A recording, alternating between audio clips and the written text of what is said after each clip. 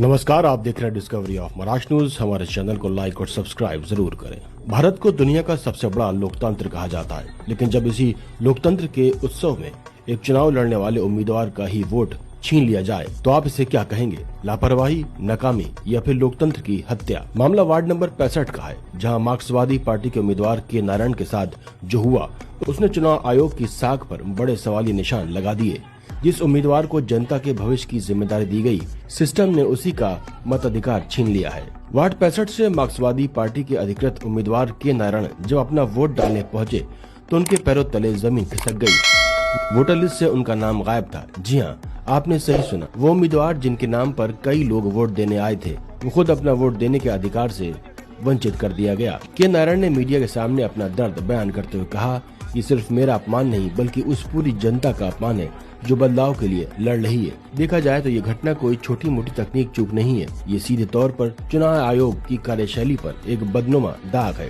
Discovery of Maharashtra news प्रशासन से ये चुपते हुए सवाल पूछता है, जब नामांकन के वक्त सारे कागजात चेक किए जाते हैं तब आयोग को क्यों नहीं दिखा कि उम्मीदवार का नाम लिस्ट में है या नहीं?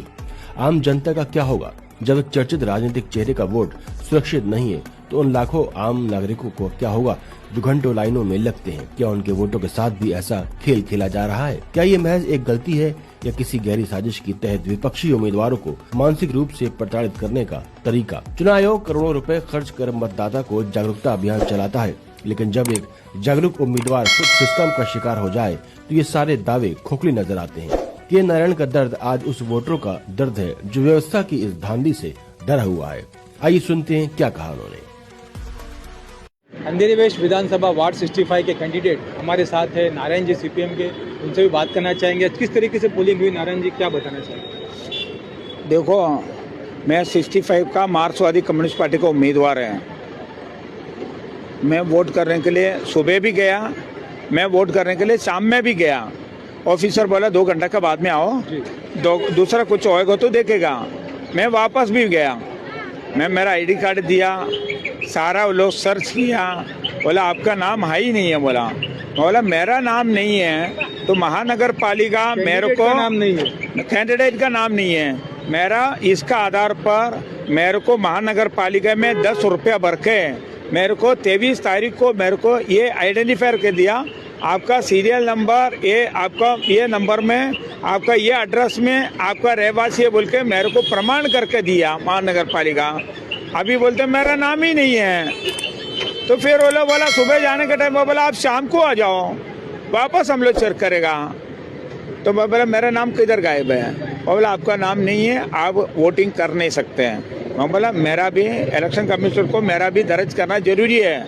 मेरे को ये बिल्ला दिया, मेरे को ये पूरा आईडी दिया, मेरा पोलिंग एजेंट दिया, मेरा मीटिंग लगातार चला। ये सारा प्रक्रिया होने के बाद में भी मेरा नाम नहीं है लास्ट लिस्ट में, तो उसके अंदर से कहाँ मिस्टेक है? ये तो कंप्यूटर में ऐप आया, उसमें एक अलग प्रोसीजर चल रहा है। पहले लिस्ट दिया सरकार को, पैसा भर के 7000 भर के, वो लिस्ट का नाम का अभी का लिस्ट का नाम कोई मैच नहीं होते। अभी वो बोलते हैं 3 दिन पहले नया लिस्ट आया। तो इसके पीछे खेल क्या है, ये बहुत बड़ा जरूरी है।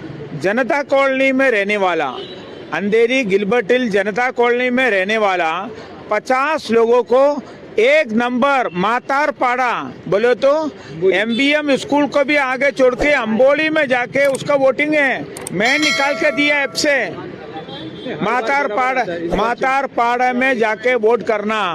गिलबर्ट हिल में रहने वाला बोले तो 60-70 रुपया 80 रुपया खर्चा करके उस आदमी एक वार्ड का एक कोने से दूसरा कोने में जाके वोट करने का जरूरत क्यों पड़ा? इसका पीछे ये सरकार का, बीजेपी सरकार का खेल क्या है? ये हमको आने वाले दिन में जरूर ये जनता पूछेगा। आज हमारा सामने 10,000 लोग आज बिना वोट लेके चले गया, वोट करने का अधिकार भी नहीं मिला। ये सरासर गलत है। इलेक्शन कमीशन इसके ऊपर आने वाला दिन में ध्यान देना चाहिए। ये मार्क्सवादी कम्युनिस्ट पार्टी का एक उम्मीदवार का नाते हमको कहना का है। आज आप कैंडिडेट है, कैंडिडेट के साथ ऐसा हो सकता है तो आम आदमी जो जितने रिटर्न के आपने बताया कि 10,000 वोट का नुकसान होगा, तो इससे से किसकी हार जीत हो सकती है, तो उसके लिए आप क्या करें? देखो मेरा सामने कई लोग पेशेंट है, डायबिटीज का पेशेंट है, बीमार का पेशेंट है, वो जा रहे दाऊद बाग में चले आते, इधर चले आते हैं, फिर इधर आने के बाद में फिर मैं उसका वोटिंग लिस्ट निकाल के देते मातार पाड़ा में। और बोला नारायण भाई इतना बड़ा हमारा सामने परीक्षा क्यों?